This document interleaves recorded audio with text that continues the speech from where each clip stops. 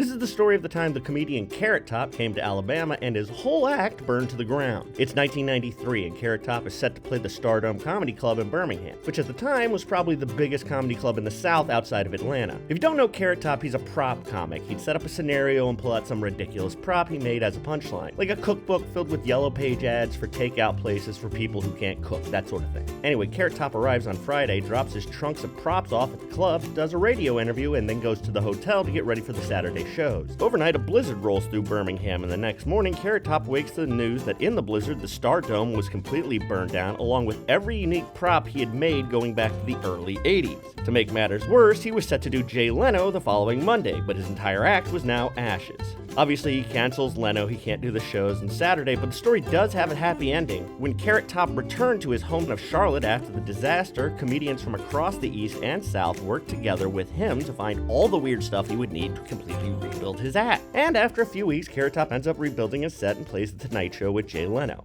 They also rebuilt the Stardome in Hoover, where to this day, people in Alabama can enjoy major comedy acts from across the country. I saw Pete Davidson there a few months ago. He was pretty good. Anyway, that's the story. I'm Jonathan Soboleski for AL.com.